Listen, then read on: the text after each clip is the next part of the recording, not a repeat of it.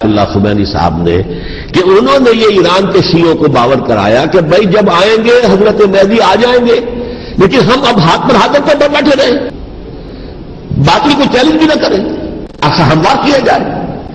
تو یہ ان کی بڑی عظمت ہے آیت اللہ خمینی صاحب کی کہ اہل تشیع ایران کے جو ہے ان سے انہوں نے یہ بات منوا لی کہ ہم بالکل انرٹ نہیں بیٹھے رہیں گے، بلکہ اب انہیں نائب امام قرار دے کر اور ولایت فقیہ کے فلسفے کے حوالے سے، یہ دو چیزیں ان کی جو ہے بنیادی فلسفے کی ہیں، وہ اس وقت میرا موضوع نہیں ہے، انہوں نے عوام کو ایسا کھڑا کیا ہے کہ 20,000 سے لے کر 30,000 کے درمیان انسانوں نے جانے دے دی، عورتوں کے جلوس نکلے ہیں، شیرخوار بچہ گود میں ہے عورت کے اور گولی کھا رہی ہے اور مر رہی ہے، گر رہی ہے۔ وہ چیز زندگی کتنی عزیز ہوتی ہے، اور شیرخوار بچے کے لیے ماں کی جو زندگی ہے اس ماں کو اپنی زندگی کتنی عزیز تر ہوگی کہ اپنے لیے نہیں تو اس بچے کے لیے مجھے جینا ہے، لیکن نہیں، گولیاں کھائیں گری۔ یہ جذبہ انہی میں ہے۔ واقعہ یہ ہے کہ اہل سنت کے اندر یہ جذبہ نہ ہونے کے برابر ہے۔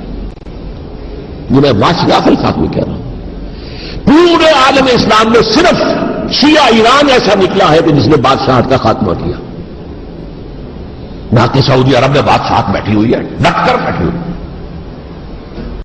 اربوں ڈالر کا ایک ایک محل بنتا ہے ان بادشاہوں کا، اربوں ڈالر کا ایک ایک محل بنتا ہے ان بادشاہوں کا، اربوں ڈالر کا ایک ایک محل بنتا ہے ان بادشاہوں کا، اور سنی سن ہے، سن، اور سنی سن ہے، سن، اور سنی سن ہے، سن، کوئی حرکت نہیں۔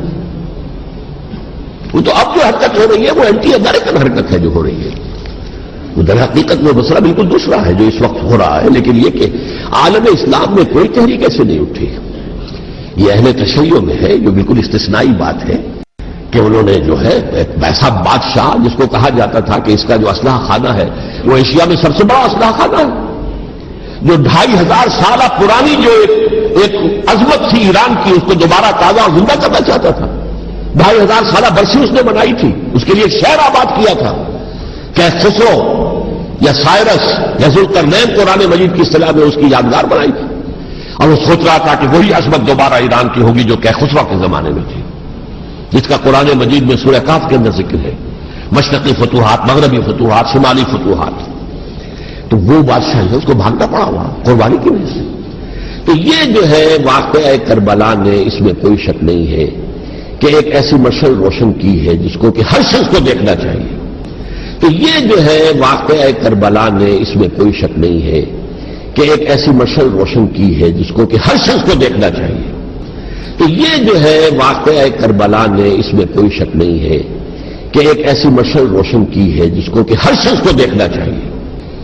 یہ بھی انسان، جیسے کہ اقبال نے ایک شعر کہا تھا غالب کے لیے، فکر انسان پر تیری ہستی سے یہ روشن ہوا ہے، پرے برغ تخیل کی رسائی تاک ہو جا۔ تو فکر انسان پر حضرت حسین کی قربانی سے یہ واضح ہوا ہے کہ انسان کس حد تک جا سکتا ہے قربانی دینے کے لیے اپنے کسی مقصد کے لیے۔ مقصد ان کا جو تھا، میں نے اسی لیے آیت پڑھی تھی، معاذ اللہ ثم معاذ اللہ۔ میں ایک آخری بات جو کہہ رہا ہوں وہ نوٹ کر لیجئے، ایک خاص انتہائی نقطۂ نظر کے عام کیے جانے کی وجہ سے سنیوں میں بھی ایک انتہائی رد عمل پیدا ہوا ہے، ایکسٹریم رائٹسٹ سنی۔ نحن سوف نبقى هنا وسوف يبقى نداؤنا، وهذا ما يجب أن يفهمه الأمريكيون. الأمريكيون لا يعرفون ماذا يعني لبيك يا حسين، يمرون عليه هيك ومش يعني لبيك يا حسين، لبيك يا حسين